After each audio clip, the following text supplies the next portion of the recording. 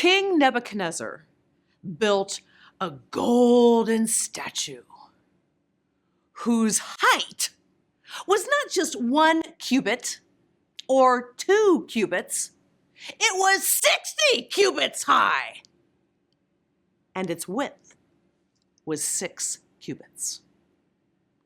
And he set it up on the plain of Dura, there in the land of Babylon.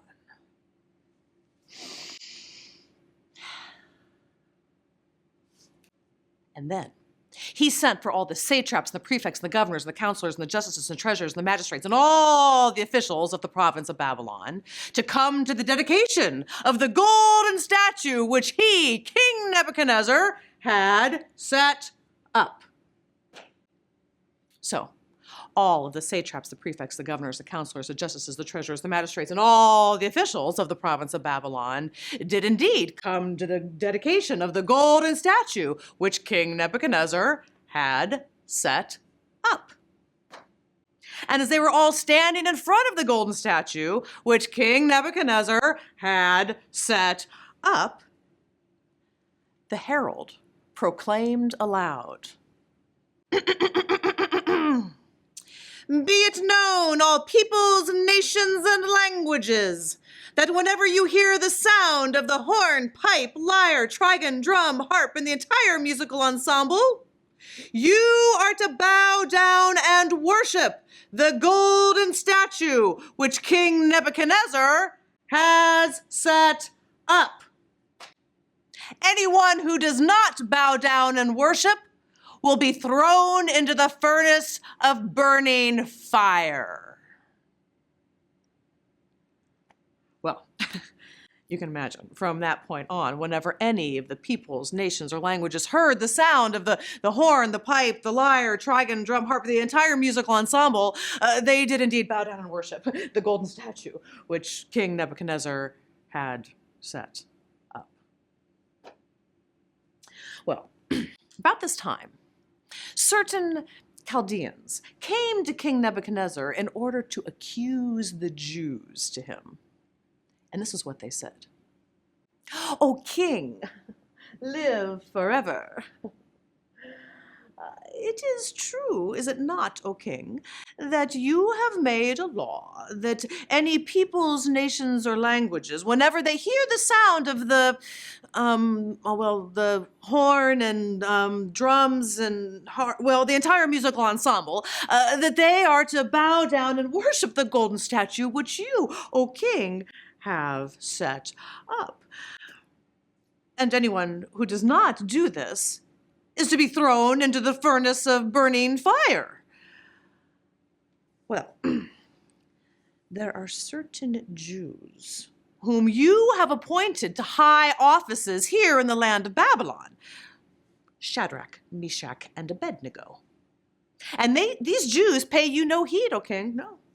They do not serve your gods, and they most certainly do not bow down and worship the golden statue which you, O king, have set up.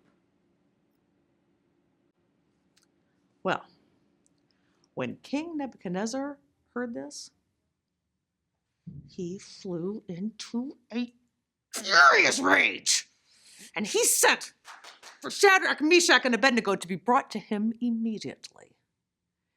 And these 3 were brought. And Nebuchadnezzar said to them,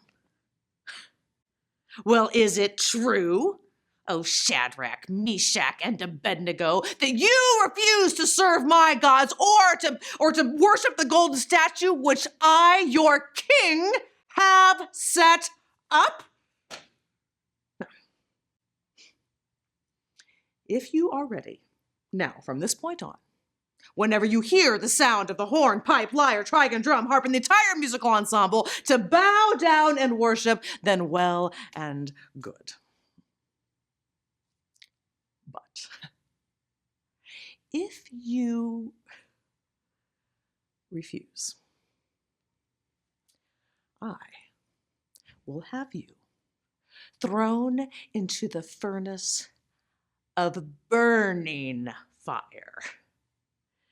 And who is the God who can deliver you from my hands.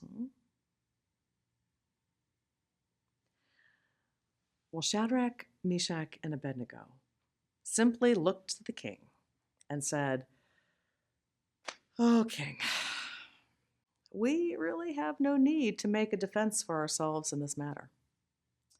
You see, if the God whom we serve is able to save us from the burning fiery furnace and from your hands, then let us be delivered. But if not, rest assured, O king, that we still would not serve your gods, nor would we bow down and worship the golden statue which you, O king, have set up." Well, when Nebuchadnezzar heard this,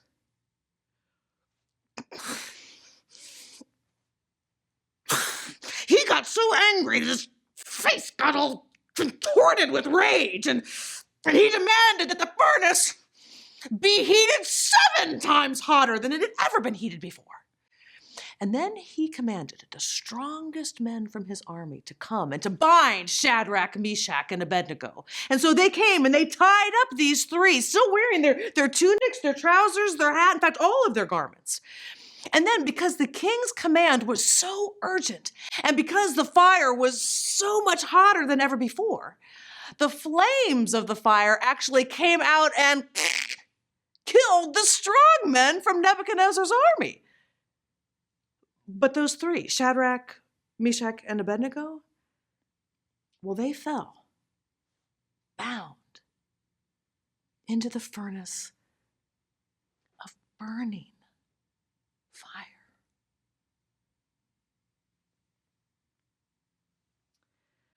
Well then, Nebuchadnezzar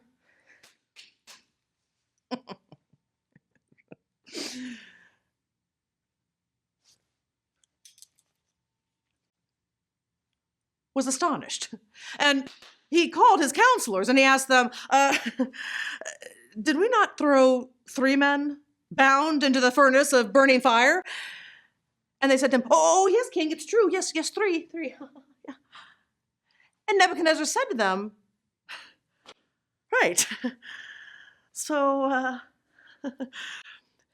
tell me why I now see 4 men unbound, walking around unharmed in the furnace of burning fire." And the appearance of the 4th is like a god. Well, it was at that point that Nebuchadnezzar himself walked up to the door of the furnace and called out, "Shadrach, Meshach, Abednego, servants of the Most High God, come out of that furnace and come here." And do you know that Shadrach, Meshach, and Abednego came out of the furnace and they marched right up to the king? Well, now all the satraps, the prefects, the governors, everyone gathered around these 3, and they could not believe their eyes. You see, the fire that had been so strong it killed the strongest men from Nebuchadnezzar's army, yeah, that fire had no effect whatsoever on these 3. Their hair was not singed. Their clothes weren't burned. In fact,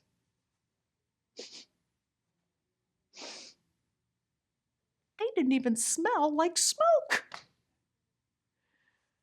And that was when Nebuchadnezzar said,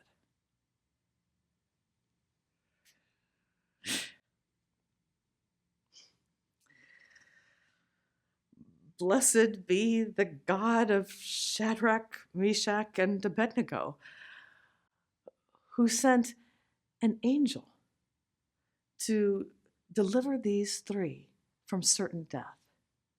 These three who yielded up their bodies before ever dreaming of serving a god or worshiping anything other than the one true God.